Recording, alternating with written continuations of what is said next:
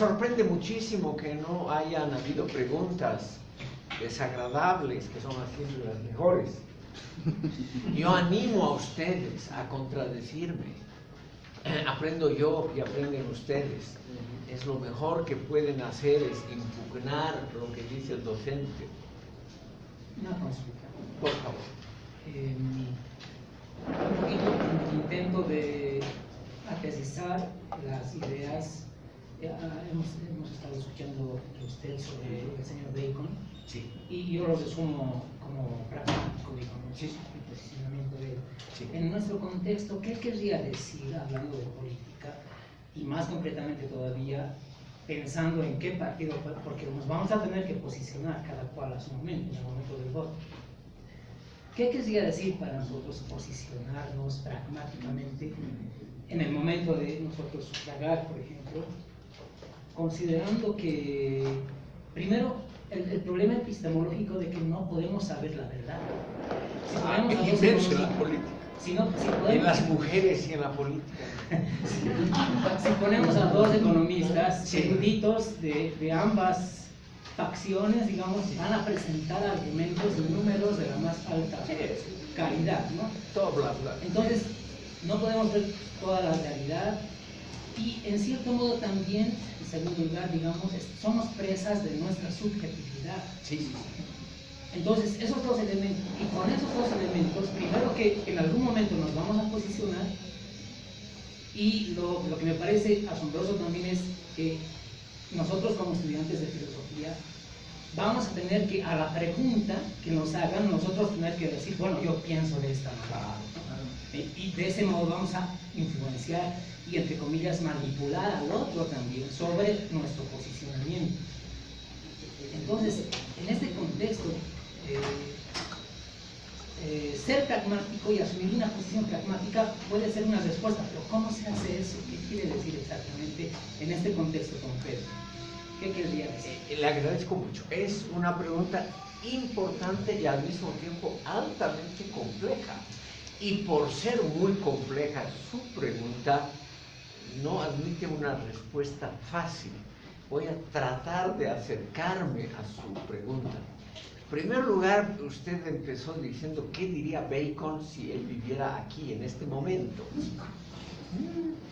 Bacon, estimado público, en el siglo XVII perteneció a lo que podríamos llamar el movimiento liberal.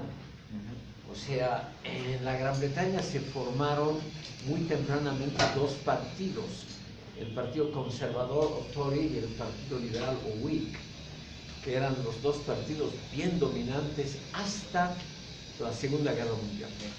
Hasta que hubo el primer gobierno laborista realmente de la Gran Bretaña, solamente tenía o gobiernos liberales o conservadores, y Bacon perteneció a la tradición liberal. Como tipo pragmático, yo diría que Bacon, si estuviese aquí, le diría a usted lo siguiente, es una respuesta obviamente inventada, ¿cierto? Fantaseada, mejor dicho. Bacon le diría, en primer lugar, usted no tiene por qué manipular a sus congéneres. Usted lo que puede tratar es de, en lugar de usar esa palabra que usted ha utilizado, manipular, etc., usted puede tratar de convencer mediante argumentos. Entonces, en lugar de hacer un proceso que para filósofos es medio deshonroso, el convencer a la fuerza, usted podría más bien a su interlocutor mostrarle posibilidades, de decirle, si tú votas a A es posible que pase tal cosa, si votas por B es probable que pase tal otra cosa, ¿no? El argumento principal de Bacon sería el siguiente, es también fantaseado por mí, pero viendo lo que él ha dicho y cómo él se ha comportado, porque él, hasta que se descubrió el famoso asunto de la corrupción, él fue un político muy querido y muy exitoso, muy exitoso. Tenía el respeto también de sus contrarios, etc. Siempre hay algún enemigo oculto, y ese enemigo oculto que se las tenía juradas desde la infancia descubrió cómo Bacon había cometido un error en una adquisición fraudulenta de bienes estatales, además una cosa enorme. Entonces ahí lo hicieron caer a él. Pero él se guiaba por lo siguiente, es una mera posibilidad, no necesariamente ocurre esto así. Es lo mismo que en las relaciones entre los humanos. El principio es: nosotros tendemos a repetir nuestro comportamiento anterior.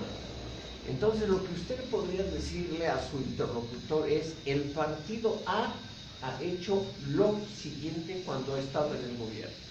El B ha hecho otras cosas, las siguientes, y usted le enumera, y usted le dice: es probable, pero no seguro, que los partidos reiteren ese comportamiento una vez que adquieran el poder. Entonces, es probable la repetición de lo antiguo. En el caso boliviano, por ejemplo, yo le diría al amigo de usted lo siguiente: si el señor Mesa es elegido presidente, podría hacer él un gobierno como fue entre 2003 y 2005, un gobierno indeciso, lleno de vueltas y revueltas, un pusilánime, un tipo que además ofreció varias veces renunciar, etcétera. Es decir, inconfiable, porque evidentemente no tenía líneas claras. El segundo elemento podría decir usted: seguramente Mesa va a repetir el error que ya cometió masivamente en su primera presidencia, o sea, nombrar a sus máximos colaboradores, ministros y demás, entre los amigos del barrio, los parientes, y lo que le soplaba doña Teresa Gisbert, su poderosa madre. Ahora me imagino lo que le sopla al amante de turno. Entonces podría usted decir: es posible que el régimen del señor Mesa termine en una contratación poco idónea de funcionarios públicos porque ya hizo tales y tales cosas en su anterior gobierno. Luego podría usted pasar a decirle: mire, si sale electo el MAS, podría ser que se repitan actos de corrupción masiva, como ha habido, si durante la primera presidencia se contrató un satélite que costó $300 millones y sirvió muy poco o nada. En esta segunda presidencia, en este segundo periodo, puede ser que se contrate un satélite por 600 millones y que sirva aún menos, ¿no es cierto? Si en la primera presidencia se quemaron 5 millones de hectáreas, esta vez se quemarán pues 8 para ampliar la frontera agrícola, en connivencia siempre con los empresarios agropecuarios de Santa Cruz, que nunca han dicho que colaboran abiertamente con Evo, pero que lo han hecho en la práctica. Entonces usted le podría mostrar ese tipo de comportamientos y decirle a su amigo o a la persona que usted pueda convencer: el ser humano en el fondo tiene poca inventiva. Como la vida es corta, además es un pensamiento altamente filosófico, la vida es corta. Por lo tanto, no podemos probar todo. Nos regiremos por lo que ya hemos nosotros mismos hecho en el pasado, porque por lo menos tenemos esa experiencia. Es una idea de los estoicos muy antigua. Como la vida es corta y no permite hacer innumerables experimentos, el ser humano, generalmente además por cuidado, reitera comportamientos de antes, por lo menos aquellos que le han parecido más o menos aceptables. Usted le puede argumentar a su amigo un caso muy divertido y le puede decir: mira, en la época del MAS se cometieron tales y tales desfalcos que no han sido claramente descubiertos. Por ejemplo, en el caso de los 300 millones que costó ese aparatito, le puede usted decir: no existe ningún indicio de corrupción clara. Seguramente la corrupción se hizo en China, seguramente las diversas instancias, la persona que recomendó a la empresa, porque fue por invitación directa, la persona que recomendó a la empresa ganadora, obviamente esa recomendación, alguito le ha valido a esa persona, pero como ha sido hecho en China y discretamente, no hay ninguna huella dactilar de esa operación. No es como en el caso del fondo indígena, donde realmente los desfalcos están relativamente documentados. Usted le puede decir: lo que van a aprender es a no repetir el caso Fondio, que más bien van a repetir el caso Satélite. O sea, van a hacer una corrupción más refinada, con menos huellas dactilares abiertas, y seguramente por montos mayores, porque uno cuando aprende, mejora. Eso le puede decir usted, o le puede decir usted, como todavía está en magnífico estado de salud, no está pensando en promover un heredero. Va a ser que se peleen entre sí sus herederos y él va a manejar el gobierno desde atrás. Y como ya no va a tener una responsabilidad pública, desde atrás puede hacer lo que le da la gana. Usted le puede mostrar esos peligros. O en el caso de otros candidatos, a ver, ¿quién se me ocurre? El señor Camacho. Usted le puede decir a su amigo, no tiene ninguna experiencia como hombre público, va a estar, como toda persona que se mete en algo que no conoce, va a estar bajo la influencia de los avivados. O sea, van a ser los empresarios, la gente en la cual él tiene confianza, los que van a manejar el país. Y eso seguramente, obviamente van a mirar primero sus propios réditos. Entonces usted lo mejor es que le ponga al amigo, siempre es lo mejor en política, ponerle lo negativo primero, porque es muy complicado. Lo positivo es cosa para niños, es decir, el engrandecimiento de la patria está seguro en las manos del candidato X. Esa cosa no convence mucho, salvo, claro, a las masas populares. Me estoy refiriendo a su amigo, debe ser también medio filósofo. Entonces, claro, o debe ser tipo culto. Entonces, a ellos hay que ponerles más bien la visión negativa. Eso es lo que atrae a la gente inteligente, que le presenten problemas. Por ejemplo, fíjese usted a los chicos estos que están aquí reunidos, les gusta hablar de problemas, no les gusta hablar de cosas fáciles, simples, que tienen una victoria al alcance de la mano. Si hacemos una encuesta de opinión pública aquí, va a notar usted que a la mayoría le va a gustar problemas para resolver y no casos simples, porque para eso está justamente un estudio de filosofía, para aprender a resolver casos complicados. Y en cuarto y último lugar, yo aconsejaría a usted, como en el fondo todos los candidatos son igual de buenos o igual de malos, lamentablemente la política es así, dejarlo al azar. O sea, en el momento de elegir, usted echa una moneda al vuelo y dice, cara, por este candidato, porque no es más irracional que una votación elegida por principios estrictamente racionales. No es mejor. Entonces, a ustedes les parece naturalmente ridículo que una profesor de filosofía diga algo así, que hay que elegir por el puro azar, pero se ha demostrado que no es tan irracional. Le voy a demostrar el caso más famoso. Hay en este mundo unos 20 países relativamente prósperos. Los países escandinavos, Holanda, Bélgica, Luxemburgo, el Japón, etc. Son monarquías. Es la pura casualidad dinástica quién está arriba. Y sin embargo, estos países como Suecia, o Dinamarca o Noruega, funcionan relativamente bien con personas que llegan al máximo sitial del Estado por pura casualidad estadística, es decir, es la pura lotería. Por lo tanto, el principio del azar absoluto no es tan irracional. Simplemente hay que acondicionarlo, limitarlo, como han hecho las monarquías constitucionales, limitarlo, etc. Pero el principio no es tan irracional.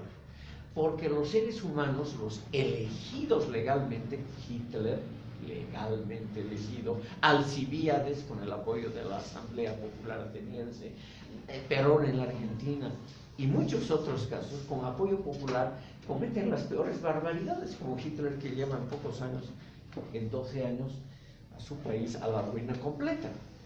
Entonces, ¿por qué no usar el sistema del azar corregido, limitado? El gusto podría ser como en el arte, ¿no? ¿Perdón? O el gusto podría ser como Claro, ¿por qué no? No podemos saber lo que hay detrás de una cara, en ningún caso. Ni siquiera en la cara de la amada o del amado. Nunca podemos saber en el fondo qué hay atrás. ¿Qué está pensando o tramando la persona amada a la cual le hemos dado nuestra entera confianza? no podemos saber. En última instancia, tenemos lamentablemente que confiarnos en la carita bonita, en las manifestaciones de fidelidad y confianza. Lamentablemente tenemos que confiar un poquito en la cara, que es algo irracional. Pero no se puede evitar eso del todo. Por eso, si ustedes son candidatos, estimado público, siempre háganse fotografiar sonriendo, nunca con cara seria o enojada, nunca. Atrae mucho más una cara sonriente y con un fondo relativamente neutral, nunca con colores fuertes como amarillo o rojo, sino más bien con azul, que es un color muy popular. Por algo es el color de la Unión Europea, la bandera de la Unión Europea, porque es un color neutral que a todos los contenta, es un color que tranquiliza, que engaña tranquilizando. Entonces, hágase usted fotografiar con un fondo neutral, usted sonriendo, y usted obviamente, si es candidato, prometiendo cosas, no exagerando, eso la gente se da cuenta, pero prometiendo algunas cosas que usted obviamente no va a realizar, porque es lucha a la corrupción. Eso en primer lugar, eso cae siempre bien y no obliga a nadie. Eso cae siempre bien. Pero después no sé qué le diría Bacon, porque él era estimado público, además un investigador.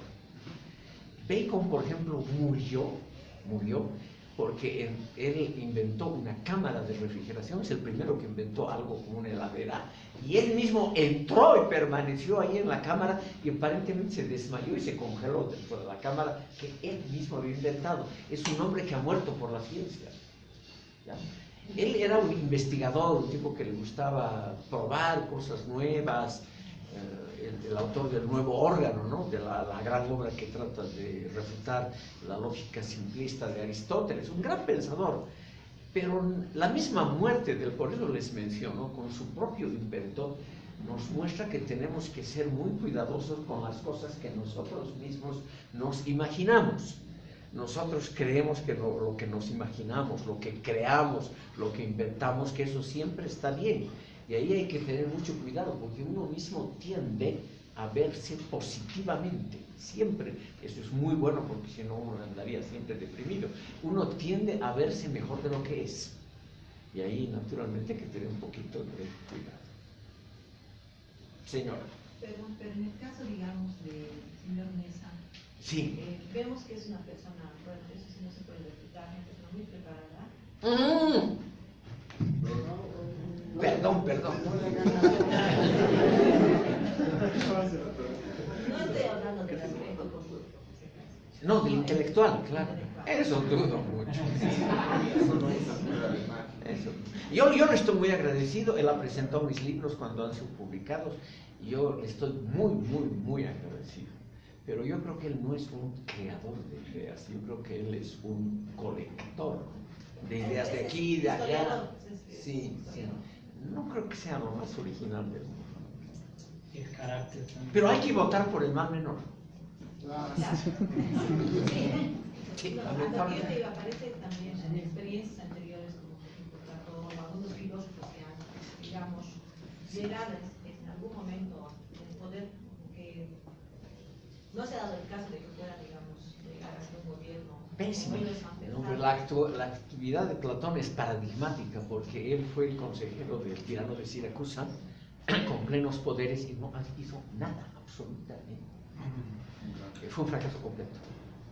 Entonces, los filósofos que se han metido a política siempre han fracasado. Esa figura del filósofo que se mete a asesor y que fracasa es también la figura que ha utilizado Heidegger para disculparse después de la Segunda Guerra Mundial, ¿no?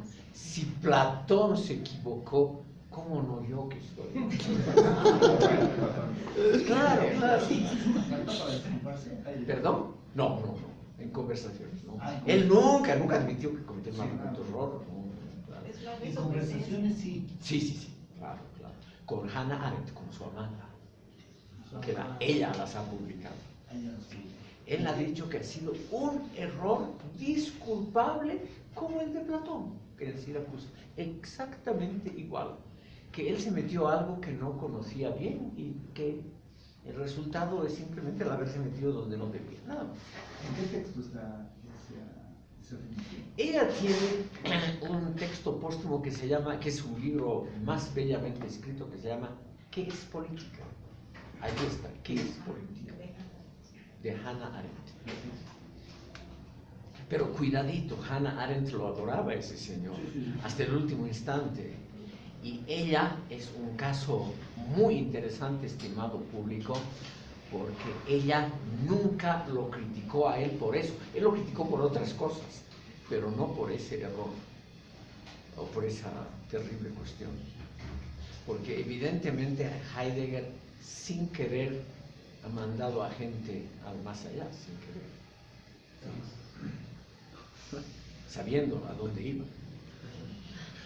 No era un angelito. ¿Alguna otra pregunta de este complejo, estimado público?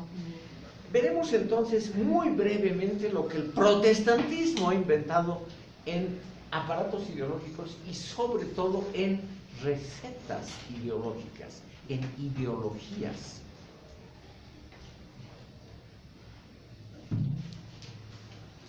Hay que repetir una cosa elementalísima, dura un minuto, menos de un minuto. El gran mérito del protestantismo y de Lutero, estimado público, es haber establecido la absoluta autonomía individual.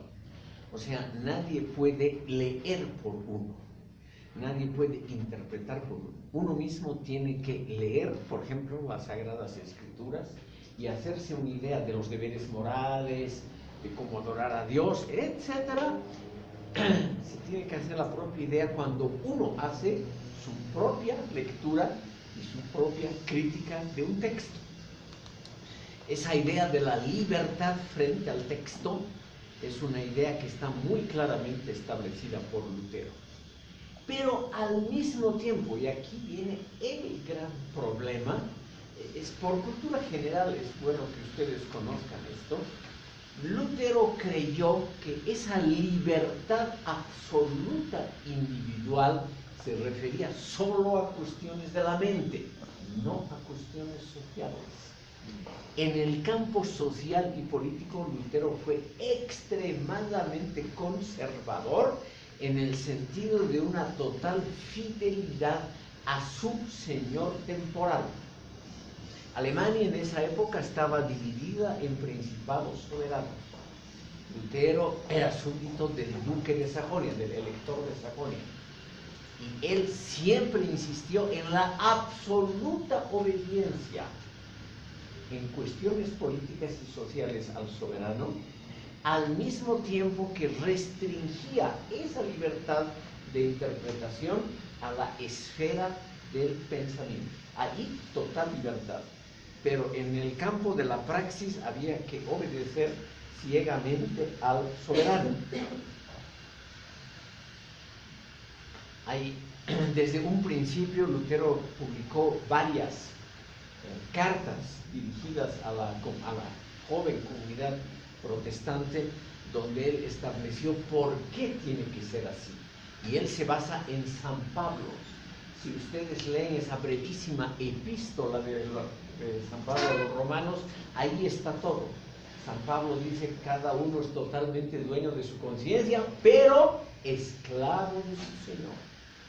O sea, aquí viene algo que en el idealismo alemán hasta Hegel ha sido determinante, estimado público. La absoluta libertad de conciencia, de crítica, de pensamiento, la autonomía completa se refiere al campo del pensamiento, cuando mucho al campo universitario.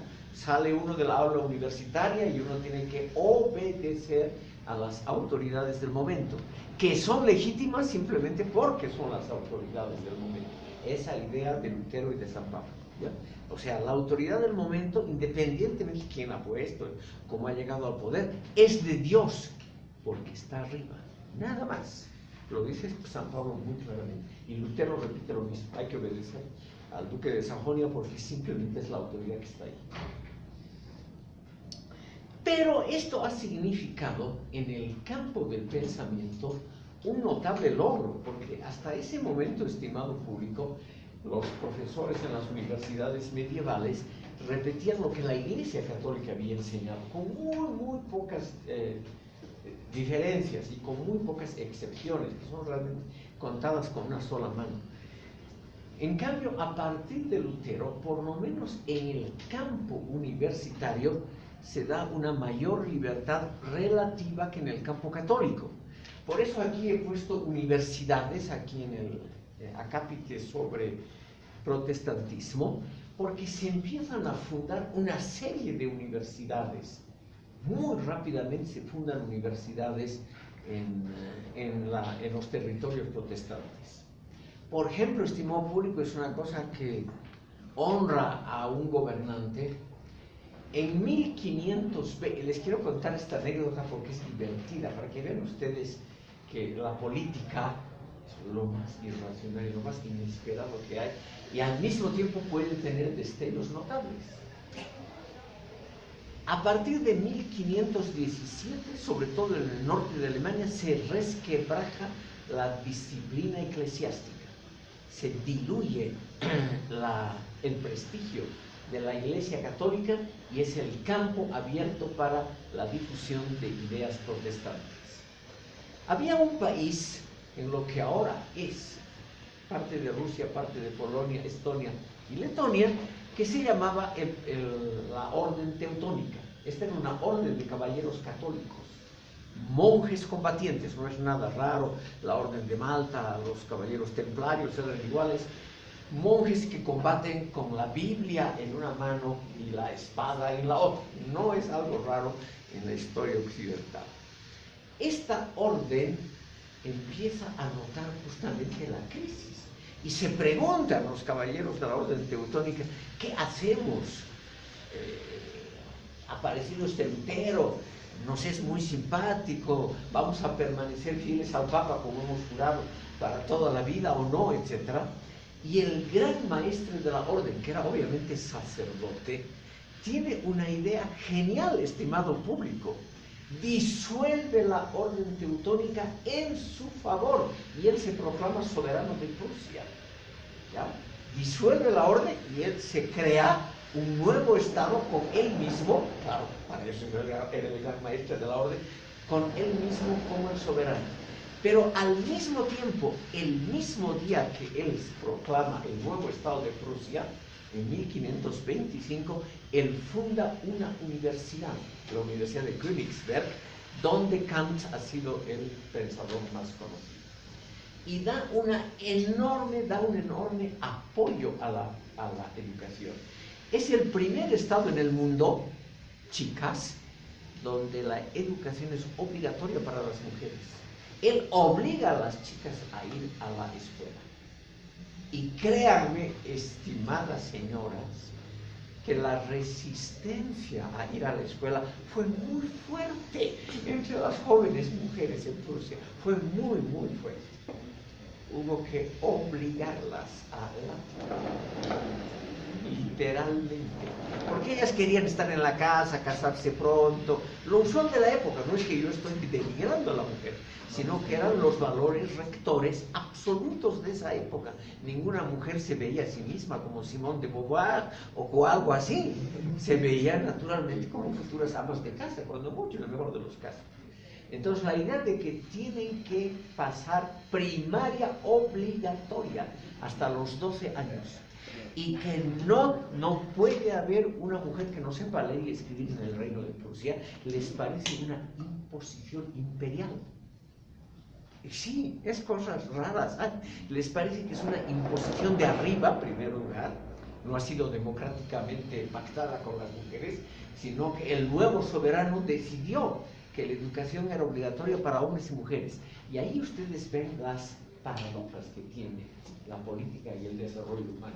Las mujeres, las principales, que se oponen a la educación porque creen que las van a obligar a tener la misma vida dura que los varones. Porque, estimado público, la vida de un varón normal era durísima. Trabajador en el campo, servicio militar obligatorio en Prusia, ir a morir, etcétera, por causas que uno no conoce. Es decir, ser varón, yo Me identifico plenamente con él. Muy duro, muy duro.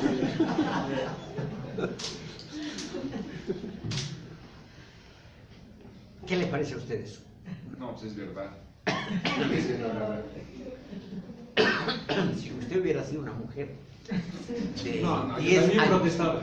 Yo también protestaba. protestaba. Sí.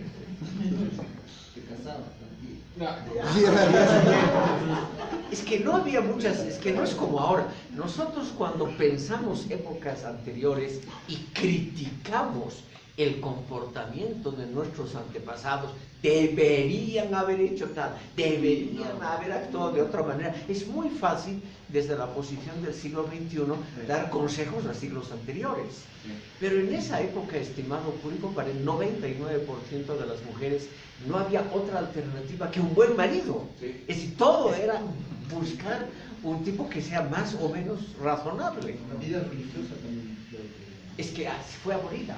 Al abolir la orden teutónica, el gran maestre que se proclamó soberano temporal de Prusia abolió todas las órdenes, todas. No había opción. O sea, había que casarse y había que elegir el mal menor. Claro, obviamente. O sea, casarse es el mal menor, ¿no es cierto? Eso, claro, obviamente, hasta hoy. Entonces, estimado, había que elegir el menos malo de los candidatos, el que pegaba menos, el que era más confiable, el que se emborrachaba menos, etc.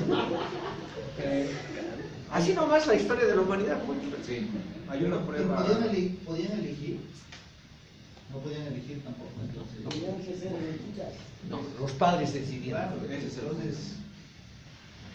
Hay un razonamiento interesante propuesto, bueno, explicitado en la mentalidad anticapitalista de Mises, donde hace referencia a este punto, ¿no? Dice, en épocas pasadas donde el feudalismo estaba presente, la mujer le preguntaba al marido, quiero, por ejemplo, ¿por qué no eres duque? ¿No? Ya. ¿Por qué no eres duque? Entonces el marido le decía, bueno, porque mis padres no son duques y por lo tanto yo no sigo esa línea. Sí. Y si yo fuera duque, dice, yo me hubiera casado con una linda duquesita y no Claro. contigo, ¿no? Claro. Entonces, más o menos ahí se resumía el debate entre si es que puedo avanzar en la posición social o no. Ellos aceptaban pasivamente Sí. lo que tenían. Es decir, no es como ahora, que todos nosotros queremos mejorar nuestra situación, nuestros ingresos, nuestro prestigio y posición sociales, nuestros conocimientos. Sí. Por eso ustedes, en cantidad tan asombrosamente inflacionaria, vienen a este curso. Me imagino que es para mejorar algún conocimiento, para divertirse, lo cual también es una buena exposición. Pero no había pues esa libre elección, esas cosas no habían. Hasta bien entrado, estimado público, el siglo XIX no había esas cosas. Pero ahora quiero, para provocar a las trampas, decir lo siguiente. Ese sistema donde los padres decidían la vida de la mujer no era necesariamente peor que el sistema actual de libre elección, lamentablemente, no era necesariamente peor. Había muy pocas separaciones, muy pocos divorcios, solamente la gente muy rica y de gran posición social podía divorciarse, etc. Era extremadamente complicado. Como los matrimonios eran religiosos, la única manera de romper legalmente un vínculo sagrado del matrimonio era pedir al Papa la anulación del matrimonio. Era un proceso carísimo. Claro, algunos lo conseguían, pero un proceso caro y largo. Pero ¿cómo se puede decir que podría ser una mejor opción? ¿Ha habido algún estudio sobre los grados de felicidad, por ejemplo, que han podido tener? ¿O el único dato que tenemos es cuántos divorcios han habido? Hay otro dato más, claro, no se puede, porque es el pasado, ya no se puede hacer una encuesta de opinión pública, no se puede preguntar a las chicas si eran más o menos. Además falta el sistema de comparación, ¿qué cosa se va a comparar con qué cosa? Solamente son elucubraciones típicas de filósofos. Pero hay un famoso historiador de la vida cotidiana, un filósofo, que yo recomiendo de la escuela de Georges Duby, se llama Philippe Ariès.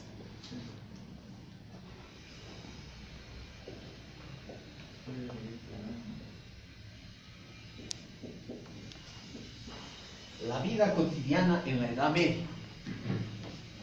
Y ahí pueden ver ustedes, estimado público, cómo se puede, la pregunta del Señor es una pregunta metodológica. ¿Cómo se puede reconstruir en el siglo XXI épocas muy pasadas? Se puede reconstruir obviamente solo de forma aproximada. Como mucha gente ha dejado notas, cartas, escritos, líos judiciales, etc., a veces se puede reconstruir algo, sobre todo en las familias de la alta sociedad, donde había mucho más circulación de cartas, notas, juicios, etc., se puede reconstruir aproximadamente como era.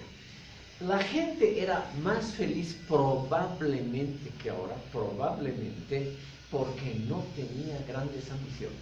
O sea, chicos y chicas, ambos géneros tenían un horizonte, como se diría hoy, un horizonte de perspectivas muy, muy modesto. No se imaginaban grandes cosas. Es decir, como aquí ha dicho el oyente, no sé, Mises es la autora, sí, Ludwig von Mises. Ludwig von Mises. Seguramente se refería, qué sé yo, a qué época. A los estados feudales, luego de más o menos el estado medieval. Al estado medieval. Seguramente, como era un hombre culto, típico profesor austriaco, o sea, casi profesor alemán, ha debido ser un tipo que ha leído mucho. Lo que se puede reconstruir, estimado público, es en base sobre todo a las confesiones católicas. Nosotros los católicos tenemos el sacramento de la confesión. Estamos obligados al sacerdote a abrir completamente nuestra alma, lo cual se parece muchísimo al psicoanálisis freudiano. En principio es el mismo. O sea, a una persona que va a guardar absoluta reserva, le confiamos nuestros temores, nuestros peores pecados, etcétera, en un ambiente estrictamente reservado. Pero muchos sacerdotes católicos, sin nombrar al pecador, han nombrado el pecado, han nombrado qué es lo que la gente confesaba. Y la inmensa mayoría de las mujeres no quería otro modo de vida. O sea, querían matrimonio. Lo que hacían era quejarse del cónyuge actual, o sea, del momento. Eso se quejaba, borracho, poco trabajador, tiene 20 mujeres, lo usual, ¿no? Y el varón se quejaba de que ella era infiel, que ella engañaba, que ella se quedaba con la mayor parte del dinero, lo cual en parte es verdad. Claro, porque ellas ahorraban, etcétera. Pero no se imaginaban, estimado público, para contestarle a usted, una vida completamente diferente, no se imaginaban. Eso de que uno quiere un mundo diferente, un orden justo, son ideas muy modernas. Aparecen ya en la Edad Media, pero son pequeños grupitos que quieren un orden justo, una vida mejor, otra jerarquía social, otro orden socioeconómico. Claro que ha habido durante toda la historia de la humanidad, pero son grupitos pequeñísimos, como ustedes aquí. Si yo, por ejemplo, en un acto de pesimismo pienso cómo está la mentalidad general del país aquí y los veo a ustedes, yo declaro enfáticamente que ustedes son la absoluta excepción, que ustedes no piensan, no actúan, etcétera, como la inmensa mayoría del grupo etario, o sea, de edad correspondiente en el país. Ustedes son la absoluta excepción. Por lo tanto, no se los puede tomar a ustedes como ejemplo de cómo actúa, etcétera, la juventud del país. ¿O me equivoco? A ver, usted, que parece dudar de mis palabras. Lo cual está muy bien que lo haga. Sí, me parece que está en lo correcto, ¿no? Pero con referencia al problema que plantea el ¿cómo se podría saber si es que eran más felices o menos felices? Sí.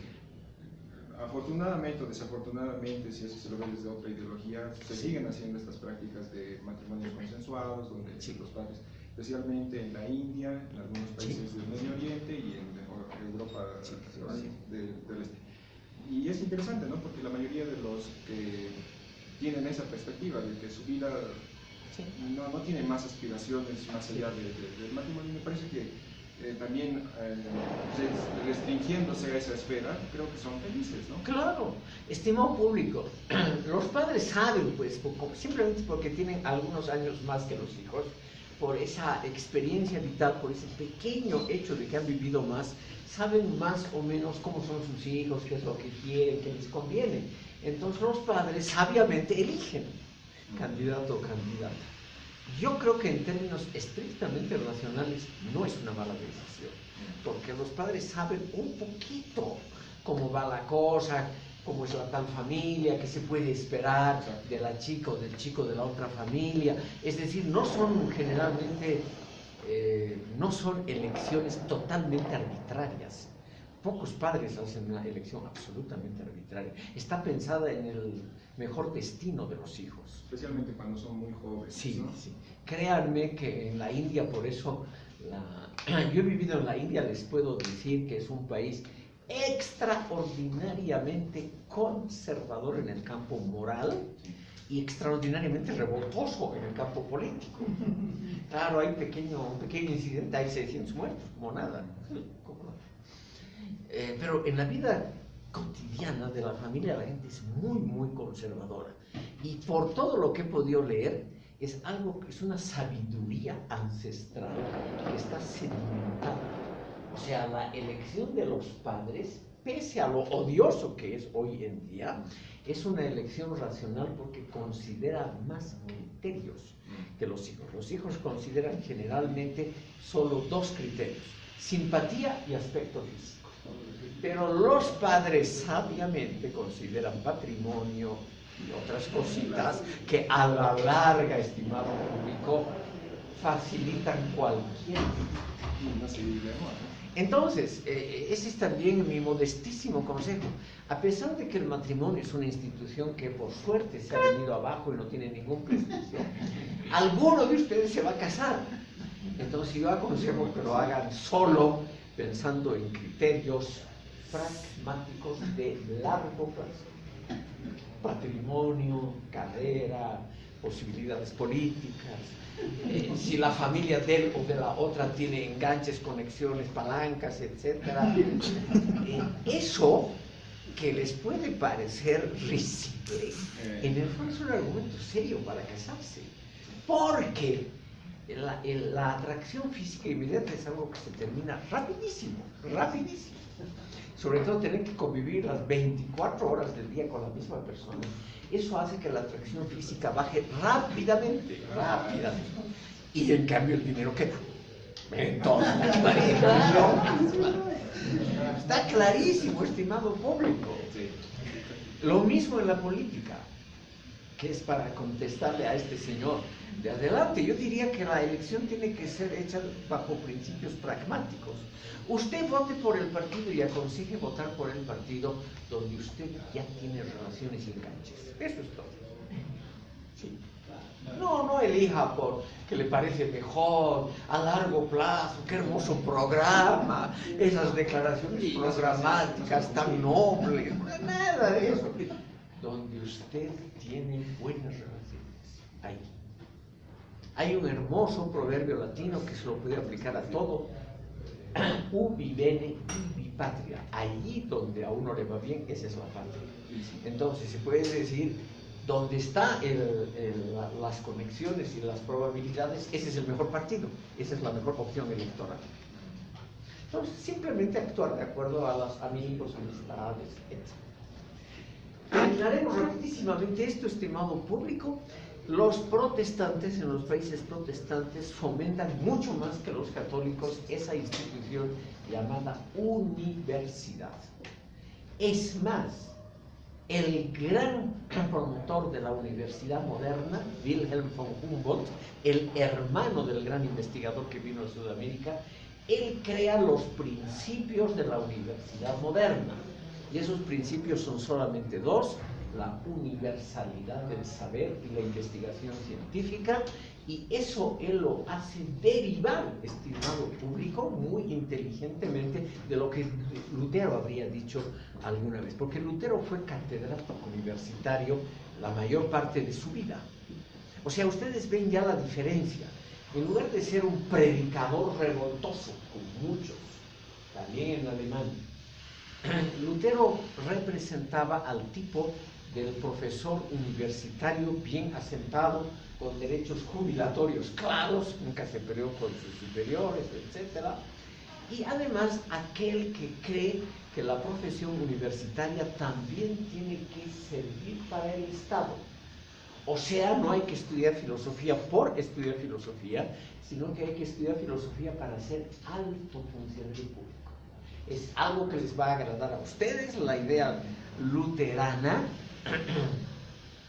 muy claramente establecida por él y por su alumno favorito Melanchthon. Los que estudian filosofía son los llamados a las más altas esferas del Estado, no a puestos intermedios, pues las más altas, porque el filósofo es el que tiene la visión general. La visión general es la que sirve para dirigir un Estado. No es cierto que son ideas platónicas muy agradables, estimado público, nosotros predestinados a la dirección general del Estado. ¿Pero eso decía Lutero o el ayudante de Lutero. Lo último, simplemente como anécdota, en países protestantes se establecen las primeras academias, como la Royal Society, la Real Sociedad de Londres, que es la que fomenta Newton. Newton llega a ser presidente de la Royal Society. Estas instituciones son como las fundaciones actuales, por eso la importancia de ellas. No exigen al que recibe fondos, no le exigen ni docencia ni un trabajo determinado, le exigen solo que piense y lleve a cabo su investigación, nada más. A Newton, que ya se sabía que era un gran genio matemático, él propone a la Royal Society un par de años liberado de toda labor docente para determinar exactamente la ley de la gravitación universal. Y eso lo hace. Y eso hace grande al nombre de Newton y naturalmente a la ciencia moderna, porque él logra matematizar, o sea, hacer utilizable todos esos conocimientos astronómicos. Entonces, estas academias, por eso le he puesto aparte de la universidad, las academias son importantes porque permiten investigación sin carga docente ni labor administrativa, lo cual es un alivio, obviamente, para los profesores. Estimado público, ¿cuál es el aparato ideológico que los países protestantes establecen? En todos los estados protestantes, empezando por la Prusia de 1525, se establece por primera vez una especie de funcionariado permanente para dirigir labores educativas, un ministerio de educación, diríamos hoy. Si ustedes revisan cualquier texto de historia hasta el Renacimiento, van a ver, estimado público, que no existe algo así como ministerios con carteras delimitadas por materias. Por ejemplo, el caso más conocido, Maquiavelo, que era en el fondo primer secretario de la República Florentina. Él dirigía la guerra, las relaciones exteriores, los impuestos, o sea, de todo un poco. No había esa delimitación de funciones como ahora. Un asesor de un gobernante hacía de todo. En los países protestantes, la primera, y esta es una cosa relativamente importante, la primera delimitación funcional tiene lugar en el campo de la educación. O sea, se crean, no con el nombre de ministerio, sino, digamos, Secretaría de Instrucción Cívica o algo así, se crean, sin embargo, las primeras burocracias estables dedicadas a la educación. Este aparato ideológico tiene una función muy clara: homogeneizar la educación en un país. Eso es muy importante, estimado público. Por ejemplo, aquí también hay planes generales de educación. Ningún profesor en primero de primaria puede explicar la teoría de la relatividad en una clase de matemáticas, etc. En Bolivia se sigue en forma relativamente racional y clara esos planes generales de desarrollo. Otra cosa es que los profesores son una desgracia, Pero en general, Arguedas ya lo dijo hace un siglo exactamente, pero en general, estimado público, eso no era antes así. Ese libro de Philippe Ariès es muy interesante sobre la vida cotidiana hasta el Renacimiento, porque nos muestra que las escuelas eran totalmente diferentes a lo que son ahora. Las escuelas tenían cursos donde asistían chicos de todas las edades y hacían todo lo mismo, año tras año repetían lo mismo, sí, era un milagro que aprendieran a leer correctamente, sí. Por eso aprendían muy mal. El sistema de dividir a la educación por periodos temporales, de lo más simple a lo más complejo, esa es una idea de Lutero y de los protestantes. O sea, hay que racionalizar la educación. No se puede enseñar lo mismo a una clase y a la clase no tienen que asistir todos los alumnos del pueblo, sino hay que dividirlos por edades. Y algunos hay que tratarlos con más autonomía a los mayorcitos y con menos autonomía a los pequeños. Todo eso lo ha pensado Lutero, que es un tipo muy desagradable personalmente. Pero, estimado público, no hay duda que ha pensado en lo que hoy son aparatos ideológicos del Estado. La mejor educación, según Lutero, es la educación que justamente sirve al Estado porque está técnicamente al día. Eso es lo que pedía Lutero. O sea, la educación tenía que estar al día con los últimos adelantos, que en esa época eran, pues, en el siglo XVI muy pocos. Era un adelanto cada 30 años, cuando mucho, en pedagogía, cuando mucho. Pero había que estar a la orden del día. Y eso, estimado público, ha servido para que la educación primaria y secundaria, sobre todo en los países protestantes, alcanzara ya en la edad moderna, o sea, a partir del siglo XVI, un mejor nivel que en países católicos. Eso puede comprobarse, hay muchos estudios sobre eso, que muestran, por ejemplo, que la educación general primaria gratuita en Gran Bretaña era mucho mejor, más amplia, más moderna que la española, que era lamentablemente el último eslabón de la educación europea, que es lamentablemente lo que hemos heredado. O sea, un sistema educativo muy primitivo. Finalmente, el último detalle interesante, estimado público, para cerrar este capítulo, es que los protestantes no tuvieron instituciones de censura permanente. O sea,